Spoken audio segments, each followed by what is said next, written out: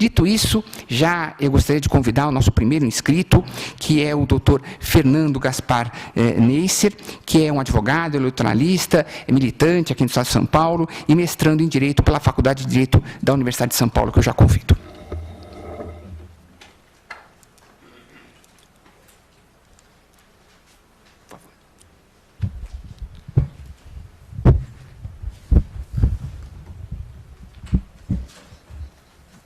Bom dia a todos. Eu agradeço muito o convite, congratulo o doutor André, o doutor Paulo Tadeu pela iniciativa, congratulo o Ministério Público Federal por essa iniciativa inédita, ao menos no que eu tenho conhecimento, e, tendo em vista o adiantado da hora e a ideia de ouvirmos o maior número de pessoas possível, passo direto a essa breve exposição, na qual pretendo focar exclusivamente o controle que a Justiça Eleitoral faz sobre o conteúdo das mensagens eleitorais. O controle de forma da propaganda eleitoral fica deixado de lado, tenho certeza que será abordado em outras colocações. Quando se fala em controle de conteúdo, de forma indiscutível, se fala numa mitigação da liberdade de expressão, que é plenamente possível, plenamente aceitável, desde que eu tenha, do outro lado da balança, um valor, que eu tenha um direito, no mínimo de igual dignidade constitucional, no mínimo tão relevante quanto a liberdade de expressão, direito que nos acompanha, ganhando reforço a cada nova geração de direitos humanos, no mínimo desse da Revolução Francesa. E aí é de se perguntar qual é esse direito que se contrapõe à liberdade de expressão e que merece tutela, que merece mitigar a liberdade de expressão no que diz respeito ao conteúdo das mensagens eleitorais.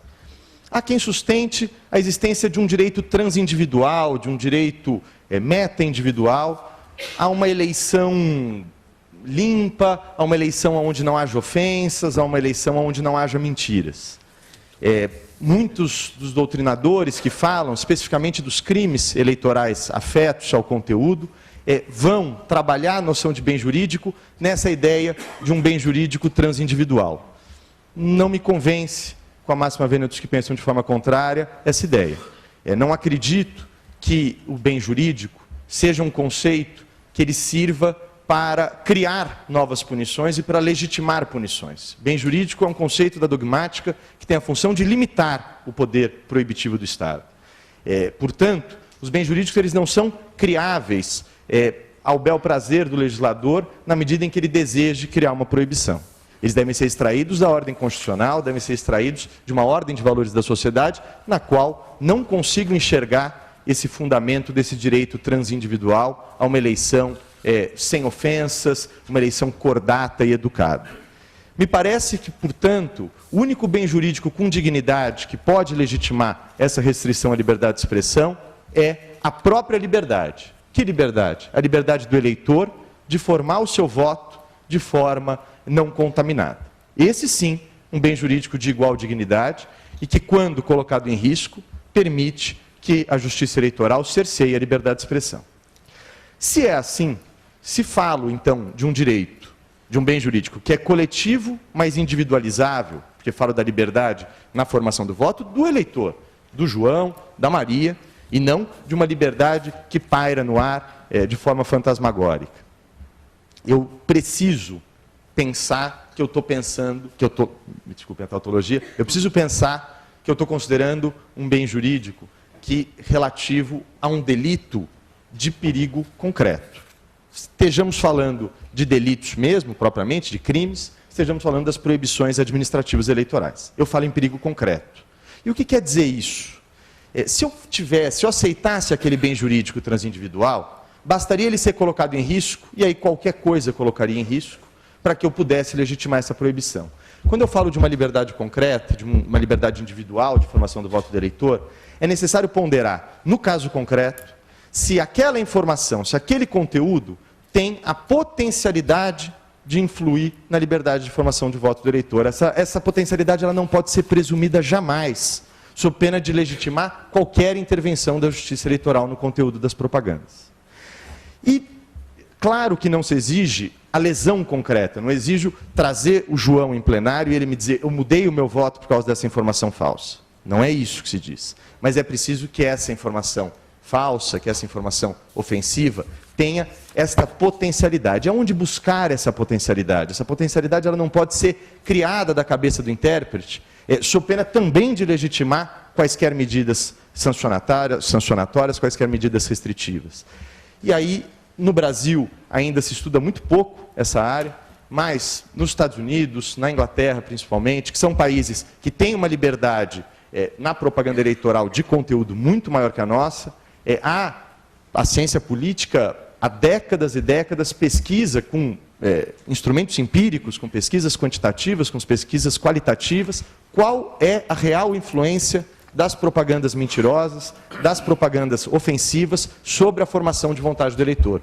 Hoje, a formação da vontade do eleitor é um objeto de pesquisa da ciência política. E me parece indesculpável que o direito não se socorra de dados empíricos fornecidos pela ciência para ajudar o seu trabalho. E o que se tem como resultado são ideias que são absolutamente contraintuitivas.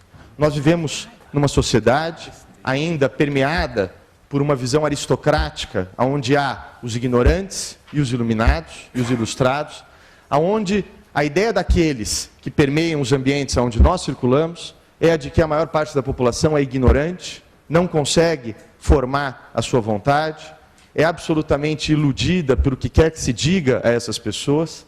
Essa é uma ideia intuitiva. E, infelizmente ou felizmente, penso eu, as pesquisas não mostram essa realidade. O resultado é absolutamente contraintuitivo.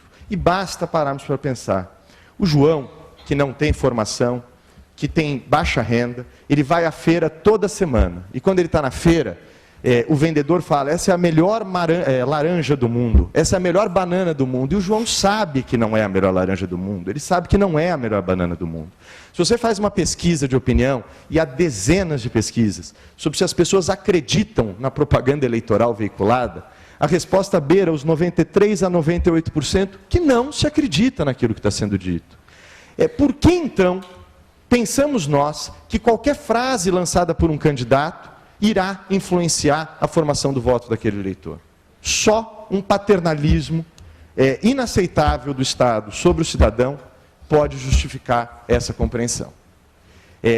O único efeito que a propaganda negativa tem, que a difere da propaganda positiva e que é mensurável por pesquisas empíricas, é a maior permanência na memória das pessoas. Indiscutivelmente, isso também é possível pensar. Se tentarmos lembrar as propagandas eleitorais de eleições passadas, lembramos daquelas negativas, daquelas ofensivas. Essas são as que marcam. Mas isso não significa que elas tenham nos influenciado a favor de quem ofendeu. Vejam, as pesquisas demonstram que há 3 reações possíveis diante de uma propaganda mentirosa ou ofensiva. Ou bem, aquele que assiste essa propaganda fica inerte, ele não tende nem para um lado nem para o outro. Ou ele passa a apoiar aquele que ofendeu, aquele que fez a mentira. É um efeito que a doutrina chama de efeito bandwagon, eu chamo de efeito Maria vai com as outras. Ou bem, ele se empatiza com o ofendido, que é o chamado efeito underdog, ou efeito cachorrinho abandonado. A somatória desses efeitos tende a dar algo próximo do zero. E quando não dá zero, as mesmas pesquisas apontam que aquele que faz a ofensa não tem controle sobre qual efeito vai prevalecer. E, portanto, ele não tem controle se a sua ofensa vai gerar um saldo positivo ou negativo de votos. É uma estratégia arriscada.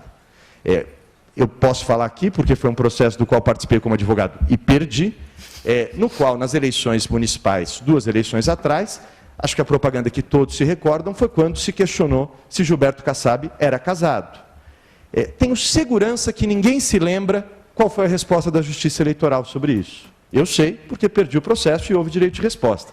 Mas todos se lembram do efeito underdog criado por aquela propaganda, onde mesmo os eleitores de quem fez a ofensa sentiram empatia pelo ofendido, e aquilo resultou numa perda de votos, que a própria sociedade resolveu esse problema. O que quero dizer, já vi aqui as mensagens, que meu tempo está acabando, o que quero encaminhar a partir dessas reflexões. O direito eleitoral, seja no seu viés de controle administrativo civil, seja no viés de controle penal, ele deve sempre ser subsidiário. a sociedade, a própria democracia, as próprias forças políticas tendem a resolver as suas querelas, as suas questões. Na medida em que haja espaço para uma resposta dentro da política, na medida em que haja tempo viável ainda de horário eleitoral gratuito, para que seja respondida uma eventual ofensa, no próprio horário daquele que foi ofendido, na medida em que haja esse tempo, não me parece justificável a atuação da Justiça Eleitoral para ser paternalista e tentar tutelar o voto a formação do voto do eleitor. Essa é uma primeira reflexão. Deve ser subsidiária ainda dentro dos ramos do direito. Sempre que possível, fazer o controle exclusivamente pelas formas administrativas sancionatórias, deve esse controle se restringir a essas formas.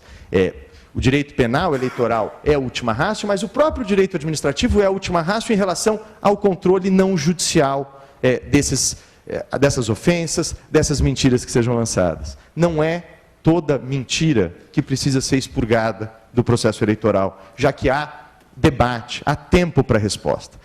Tratamento diferente deve ser dado, obviamente, naquela mentira feita no último programa eleitoral, no sábado antes das eleições, veiculada numa carreata, dizendo que o adversário morreu e não vai disputar as eleições. Essa precisa de uma resposta, porque é uma informação que não pode ser respondida pela própria política. Em segundo lugar, o direito penal, o direito eleitoral, ele deve ser fragmentário.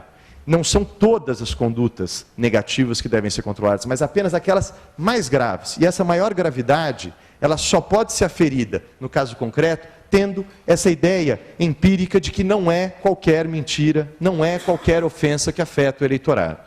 Subsidiariedade e fragmentariedade no controle me parecem levar a um controle mínimo que resguarda aquele núcleo de valores que é mais essencial, aqueles valores que efetivamente podem influir na formação do voto do eleitor.